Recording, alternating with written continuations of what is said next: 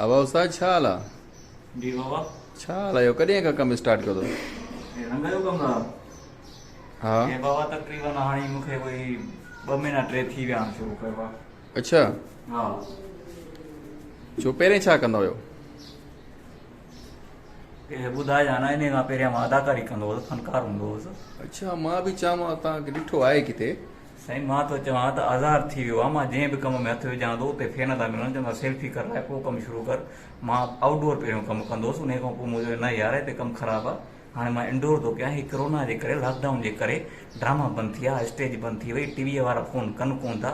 उहो दौरु हूंदो, 2-3 ॾींहं मां लाइव प्रोग्राम कंदो हुउसि, उन खां पोइ वरी स्टेज ड्रामा हूंदा कराची आर्ट काउंसिल में, नापा में, तुंहिंजा हैदराबाद में, लाणकाणे में। माना एॾो कमाईंदो जो तुंहिंजी सोच हूंदी। हिन महिल मां बेरोज़गार वेठा आहियूं, चोथों 5 महीनो आहे, छा कमणे बचनि जी रोज़ी आहे, पोइ जेको कमु मिले थो।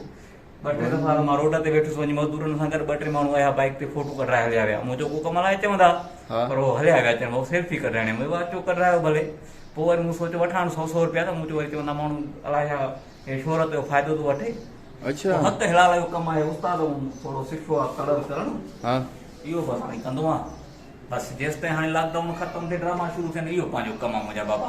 अच्छा, उस्ताद वॾी ॻाल्हि ॿुधाई कसम। पोइ तव्हांखे ॿियो कोई माना प्रोग्राम वग़ैरह या कोई PTV ते हेॾे होॾे किथे मिड़े हल, उहे त ड्रामा त हलनि था न, माण्हू त ॾिसनि था ड्रामा, तव्हां पोइ छो था होॾे कयो? साईं ड्रामा ॾिसनि था, हिन महिल लॉकडाउन में कमु थोरा सिर्फ़ु सिफ़ारिशी अदाकार जेके उन्हनि जो कमु हले थो।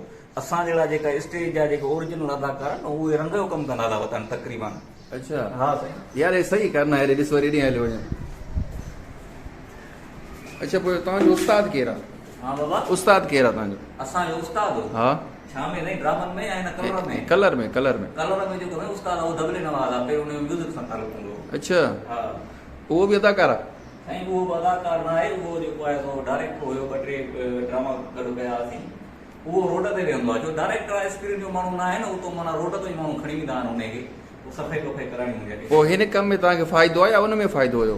मुंहिंजा बाबा फ़ाइदो हुन कम में, हे त मजबूरी आहे, पेट था पाले न बचनि जो। पोइ हाणे भला तूं छा कंदे, तूं पैसा बि ॾींदे या माना ख़ाली वीडियो ठाहींदे पियो? यार सही कर, अॻे दरवाज़ो पोयों पासो ॾिठो या अथई? फनकार जी इज़त थो करीं? न, मां फनकारनि जी इज़त कंदो आहियां, हिन कोशिशि कोन्हे, लेकिन हिन टाइम मां पंहिंजो। अच्छा, हाणे मां तोखे ॿुधायो त प्रोफेशन, हाणे मूं कमु न कराई, 2-3 हज़ार ॾे त मां वञा। अच्छा, अच्छा न ॾे घणा थिया तव्हांजा? बाबा, हिन जा जेके थियनि था इहे 15-20 हज़ार जो बिल थो ठहे, अञा तव्हां रुपयो बि न ॾिनो आहे, रुॻो लोड़ायो था पिया। अञा कमु हलंदो न, पोइ ॾींदोमांइ न। अलाए कॾहिं कमु हलंदो, अलाए कॾहिं ॾींदे बाबा। हाणे जेका तोखे ज़रूरत आहे ॿुधाए, मां उहो ॾियां। मूंखे हिन महिल ज़रूरत आहे 2-3 प्रोग्राम वठी ॾे। प्रोग्राम हाणे किथे मिलंदा बाबा? कहिड़ा प्रोग्राम? ड्रामनि वारा, इहे रंग वारा? बाबा ड्रामनि वारा, रंग वारा त रोज़ था मिलनि पिया। अच्छा, हा हल ठीकु आहे, ठीकु आहे।